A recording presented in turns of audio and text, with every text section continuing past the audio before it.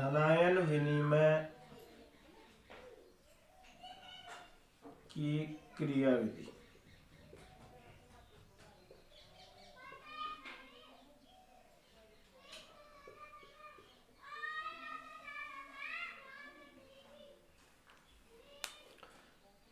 धनायन विनिमय की क्रियाविधि की अगर हम बात करें तो इससे पहले के जो पार्ट था उसमें हमने पढ़ा था आयन विनिमय की परिभाषा के बारे में।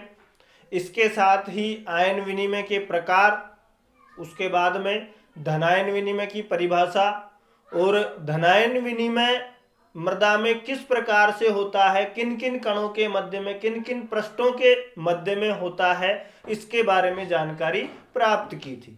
तो जिन विद्यार्थियों ने पार्ट फर्स्ट नहीं देखा है, डिस्क्रिप्शन बॉक्स में लिंक दे दी गई है, उस पर क्लिक करके पार्ट फर्स्ट देखें। उसी के बाद में जो धनायन विनिमय की जो क्रियाविधि है वो आपको समझ में आएगी।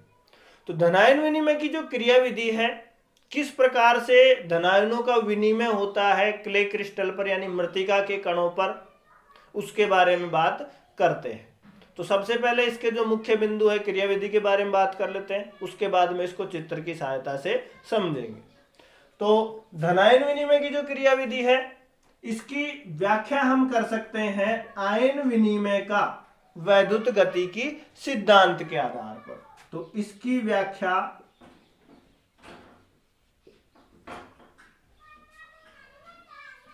आयन विनिमय के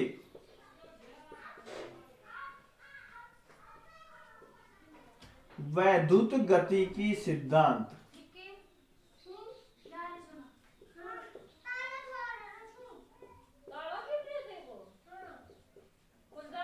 के आधार पर कर सकते हैं।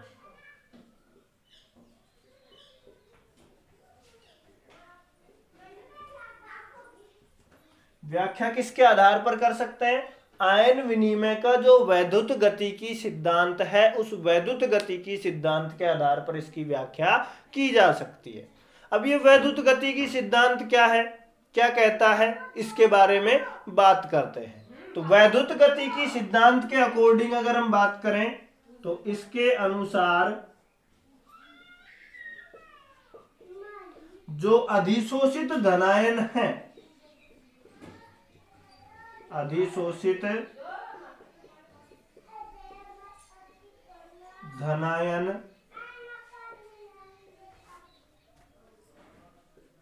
जो आयनिक द्विपर्त की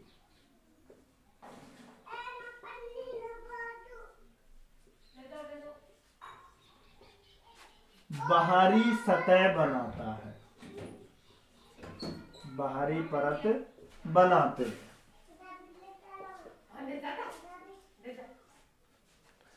ये सिद्धांत क्या कहता है कि अधिशोषित जो धनायन है, अधिशोषित धनायन क्या करता है, आयनिक द्विपर्त की बाहरी परत का निर्माण करता है। बाहरी परत का निर्माण हो गया, उसके बाद में जैसे ही जल में क्या करेंगे, इसको निलंबित करेंगे, यानी जल में निलंबित होने पर ये जो धनायन है ये क्या करने लग जाते हैं, कंपन करने लग जाते हैं, दोलन करने लग जाते हैं। जो जल में निलंबित करने पर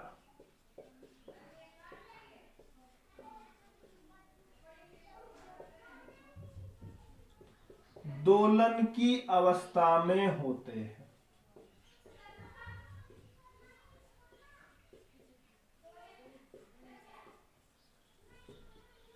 जल में निलंबित हुए, कौन, बाहरी परत का निर्माण किया, जो अधिशोषित धनायन थे, यानी कि क्ले मिसिल है, मृत्तिका की जो सतह है, मृत्तिका की सतह पर जो धनायन जुड़े हुए थे वो बाहरी परत का निर्माण किया। बाहरी परत का निर्माण करने के बाद में जैसे ही जल में निलंबित हुए तो क्या करने लग गए, कंपन करने लग गए, दोलन करने लग गए। और दोलन करते हुए क्या करते हैं, एक विसरित द्विपर्त का निर्माण भी कर लेते हैं, दोलन की अवस्था में होते हैं तथा एक विसरित द्विपर्त भी बनाते हैं।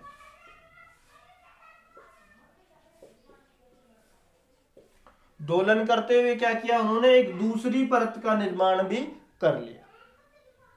अब क्या होता है कि इन कंपन के कारण क्या होता है, कुछ जो धनायन है, कुछ मात्रा में धनायन क्ले मिसिल की जो सतह है, यानी कि आयनों की जो परत है जिसके ऊपर जो धनायन थे वो अधिशोषित थे, उससे क्या होते हैं, दूर चले जाते हैं। इन कंपनों के कारण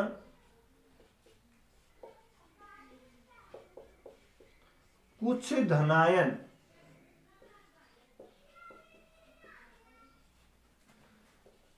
क्ले मिसिल, क्ले जानते हैं मृतिका को बोलते हैं, मिसिल क्या है, आयनों की परत है जहां पर धनायन और ऋणायन पाए जा रहे हैं।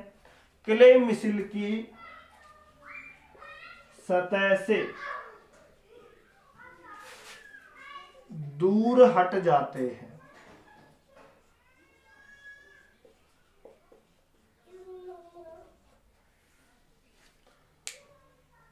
कंपन हुई, कंपन के कारण कुछ धनायन क्या हो गए, जो मृतिका की जो सतह थी उससे क्या चले गए, दूर चले गए।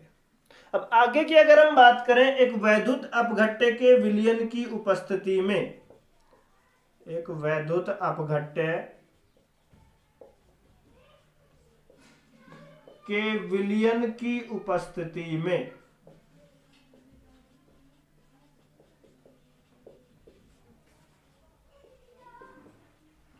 मिलाए गए वैद्युत अपघट्य का धनायन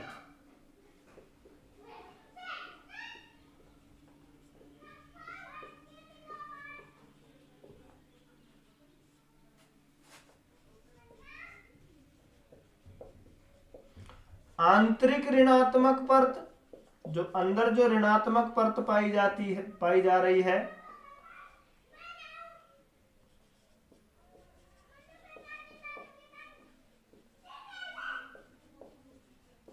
वह दोलन करते हुए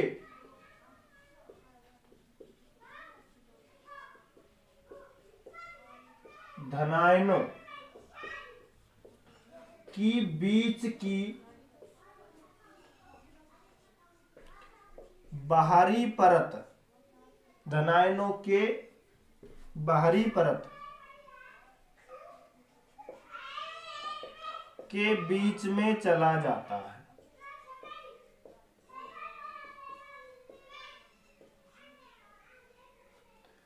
वैद्युत अपघट्य विलयन की उपस्थिति में क्या होता है कि जो वैद्युत अपघट्य हमने मिलाया है, उस वैद्युत अपघट्य में जो धनायन होगा वो धनायन क्या करता है, अंदर की ओर जो ऋणात्मक परत है उस ऋणात्मक परत और जो कंपन करते हुए धनायन थे उनके बीच जो बाहरी परत है उसके बीच में क्या कर जाता है, प्रवेश कर जाता है।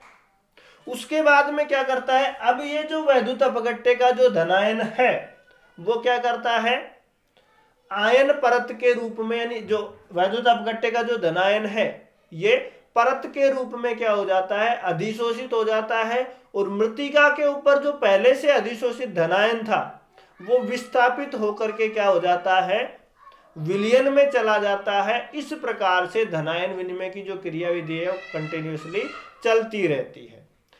क्या हुआ, अधिशोषित धनायन था, क्ले मिसिल के ऊपर जो अधिशोषित धनायन है वो आयनों की भारित परत का निर्माण किया। उसके बाद में जल के संपर्क में आने पर वो कंपन करने लग गया। कंपन करने के साथ ही उसने क्या किया, एक विसरित दोहरी परत का निर्माण कर लिया। विसरित दोहरी परत था, उसके बाद में कंपन के कारण कुछ धनायन जो मृतिका की जो सतह थी उससे क्या हो गए, दूर चले गए। अब वैद्युत अपघट्य विलयन हमने क्या किया भाई, वैद्युत अपघट्य विलयन जैसे ही मृदा के संपर्क में आता है, क्ले मिसिल के संपर्क में आता है, तो वैद्युत अपघट्य का जो धनायन है वो क्या करता है, आंतरिक ऋणात्मक परत, यानी क्ले मिसेल है, क्ले मिसेल के ऊपर नेगेटिव चार्ज पाया जाता है मृतिका के ऊपर, तो उसके बीच आंतरिक ऋणात्मक परत और जो कंपन कर रहे थे धनायन उनकी बाहरी परत है उसके बीच में क्या कर जाता है, प्रवेश कर जाता है। और किसके रूप में, एक आयन जो धनायन है, वैद्युत अपघट्य का जो धनायन एक परत के रूप में क्या हो जाता है, वहां पे जुड़ जाता है, यानी अधिशोषित हो जाता है। और जो क्ले मिसेल के ऊपर यानी मृतिका के ऊपर पहले से अधिशोषित धनायन था वो वहां से हट करके कहाँ चला जाता है, विलयन में चला जाता है। इस प्रकार धनायन विनिमय की जो क्रियाविधि है वो क्या होती रहती है, कंटिन्यूअसली चालू रहती है, लगातार होती रहती है। अब समझते हैं इसको चित्र के द्वारा। तो किस प्रकार से धनायन विनिमय की क्रियाविधि होती है बात करते हैं।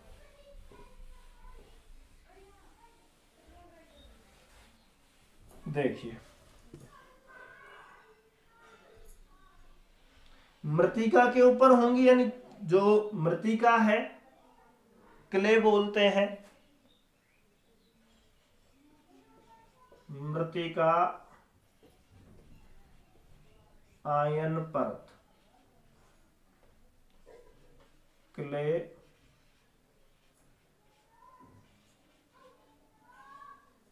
मिसिल है। इस पर क्या होगा, मृतिका की परत मान लेते हैं भाई ये मृतिका की परत है, इसके ऊपर कैसा चार्ज पाया जाता है, नेगेटिव चार्ज पाया जाता है, ऋणात्मक चार्ज पाया जाता है। ठीक है, मिट्टी के अंदर यानी मृदा के अंदर होगा तो आंतरिक भाग में होगी ये सारी क्रियाविधियां। तो ये सारी क्या है, क्ले मिसिल है, मृतिका है। देखिए चिन्ह की अगर हम बात कर लें तो इसमें दो धनायन होंगे, एक तो आगे दर्शाऊंगा मैं चित्र में, तो पहले इनको समझ लो। ये क्या होगा, यहाँ पर जो केवल खाली प्लस है ये होगा अधिशोषित धनायन, जो सतह पर क्या होगा, जुड़ेगा, अधिशोषित धनायन। और दूसरे जो चिन्ह का उपयोग करूंगा वो इस तरीके से, प्लस को इस तरीके से गोले के अंदर कवर करेंगे, तो ये वैद्युत अपघटित धनायन होगा।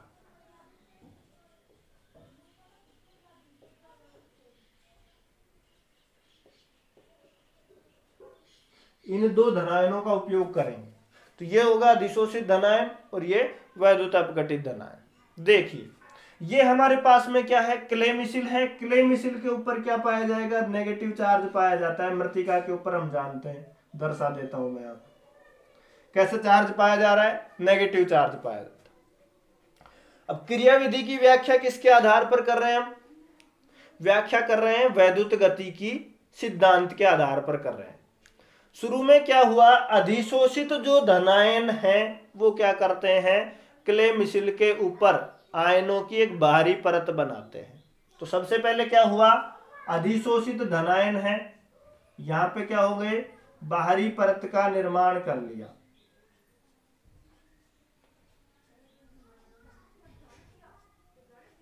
ठीक है, नेगेटिव चार्ज के ऊपर क्या बनी, बाहरी परत का निर्माण हो गया। उसके बाद में जैसे ही जल में निलंबित होंगे तो ये क्या करेंगे, कंपन करेंगे। ठीक है, कंपन करते हुए क्या करेंगे, एक दोहरी परत का निर्माण और करेंगे, विसरित परत का निर्माण कर लेते हैं। तो कंपन करेंगे, यहां पे धनायन है, अधिशोषित हो रखा है, यहां पे अधिशोषित धनायन है। जल में निलंबित होने पर क्या करेंगे, दोलन करने लगेंगे। कंपन करते हुए क्या करेंगे, एक विसरित द्विपरत का निर्माण करेंगे, यानी कि दूर दूर तक क्या हो जाएंगे, विसरित द्विपरत के रूप में पाए जाएंगे। और साथ में क्या करेंगे, दोलन के कारण कुछ धनायन क्या हो जाएंगे, जो क्ले मिसिल है, क्ले मिसिल की ये सतह इससे क्या हो जाएंगे, दूर चले जाएंगे, दूर चले जाएंगे। इस तरीके से इनको दूर दर्शा देते हैं। ठीक है, उसके बाद में हमने क्या पढ़ा, क्ले मिसिल से दूर चले जाते हैं। अब हमने क्या किया, वैद्युत अपघट्य विलयन मिलाया। इसमें एक वैद्युत अपघट्य विलयन की उपस्थिति में वैद्युत अपघट्य सॉल्यूशन मिलाते हैं। भाई जो भी वैद्युत अपघट्य विलयन मिलाया उसका धनायन, तो वैद्युत अपघट्य के धनायनों को दर्शा देता हूं। मान लेते हैं कि ये वैद्युत अपघट्य के धनायन है, ऊपर से मिला रहे हैं इनको।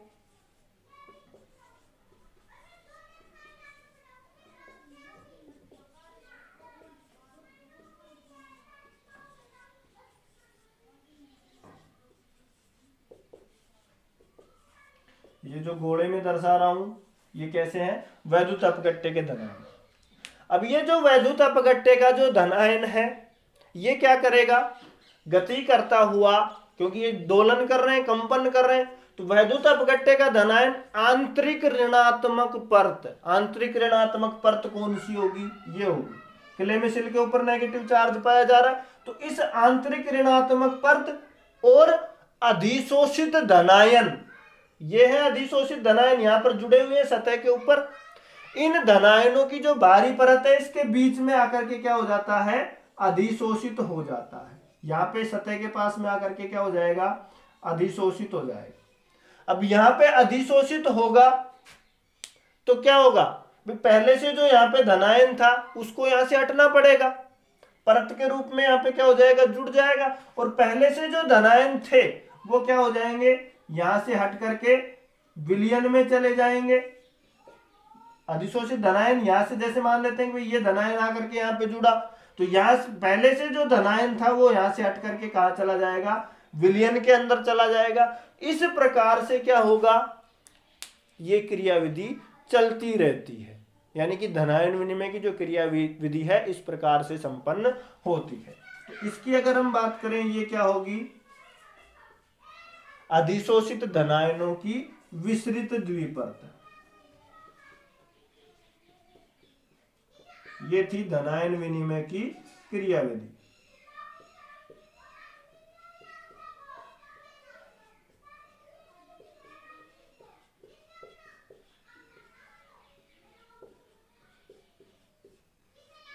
यहां से विसरित हुए। इसकी अगर हम बात करें, ये क्या है? जो क्ले मिसिल है, क्ले मिसिल के मध्य की आकर्षण की अधिकतम दूरी,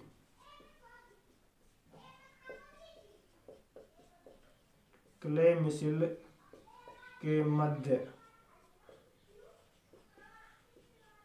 आकर्षण की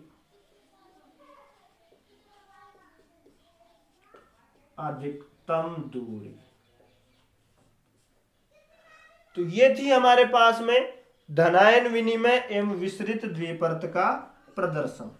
चित्र की बात करें, धनायन विनिमय व विसरित द्विपरत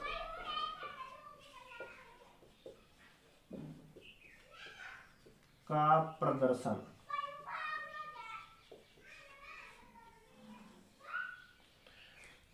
तो ये थी धनायन विनिमय की क्रियाविधि। धनायन विनिमय की क्रियाविधि समझ में आई होगी आपको। यदि किसी पॉइंट में आपको कंफ्यूजन है तो कमेंट करके बताएं, कोई पार्ट समझ में नहीं आया हो तो। उसके बाद में इसमें कोई दिक्कत आ रही हो तो वीडियो को आप रिवर्स करके भी देख सकते हैं। भाई कोई सा पॉइंट आपको समझ में नहीं आया हो तो वीडियो को आप रिवर्स करके, यानी कि वापस से बैक जा करके दोबारा से चला सकते हैं। उसके बाद में जो नेक्स्ट पार्ट आएगा, पार्ट 3, उसमें पढ़ेंगे हम जो अधिशोषित जो धनायन है उनके प्रकार, जो आयन है कितने प्रकार के धनायन होते हैं, किस प्रकार से उनका अधिशोषण होता है, वो पढ़ेंगे। और ऋणायन, जो धनायन विनिमय कंप्लीट हो गया, उसके बाद में पढ़ेंगे हम ऋणायन विनिमय के बारे में।